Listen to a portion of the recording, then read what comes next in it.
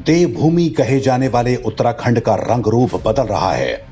जनसंख्या परिवर्तन की जो चक्की भारत के दूसरे क्षेत्रों में चल रही है, उत्तराखंड भी उससे अछूता नहीं है।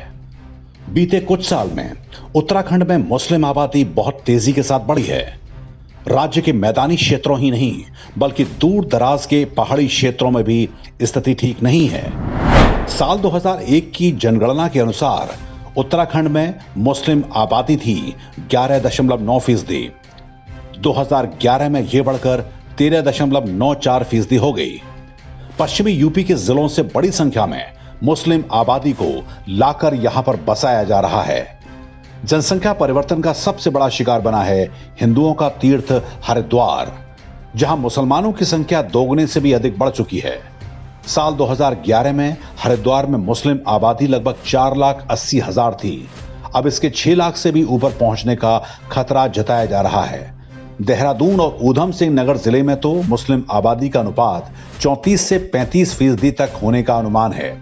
मुस्लिम आबादी के साथ ही शांत प्रदेश में लव जिहाद और अपराध की घटनाएं भी बढ़ती जा रही हैं। पहाड़ी जिलों में पहले मुस्लिम आबादी बहुत कम हुआ करती थी, लेकिन अब वहां भी मुसलमानों की बस्तियां बस चुकी हैं। उत्तराखंड में हो रहे इस जनसंख्या परिवर्तन का सीधा संबंध राष्ट्रीय सुरक्षा से है। इसमें कोई संदेह नहीं कि यह एक सोचे समझे षड्यंत्र के तहत हो रहा है। उत्तराखंड की सीमा का बड़ा हिस्सा चीन और नेपाल जैसे देशों के साथ लगता है। 5 जन को मिली जानकारी के अनुसार इंटेलिजेंस ब्यूरो यानी आईबी ने इस बारे में केंद्र सरकार को एक रिपोर्ट भेजी है।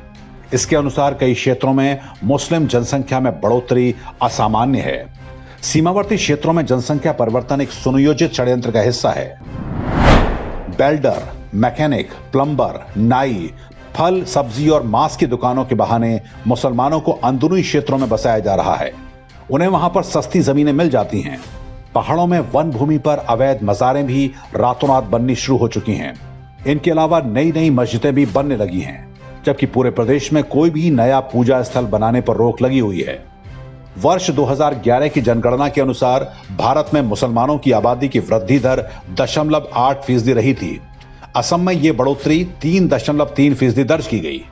दूसरे स्थान पर उत्तराखंड था, जहां मुस्लिम आबादी की वृद्धि दर 2% है। इसके बाद केरल और बंगाल का नंबर आता है। रोजगार की तलाश में उत्तराखंड के पहाड़ों से बड़ी संख्या में हिंदुओं का पलायन होता रहा है। उनकी जमीनों और मकानों पर मुस्लिम माफिया की नजर है। आरोप तो यह भी हैं कि कुछ इस्लामी और राजनीतिक संगठन उन्हें यहां बसाने में सहायता कर रहे हैं। उत्तराखंड से लाकर बसाए जा रहे लोगों में रोहिंग्या और बांग्लादेशी भी हैं।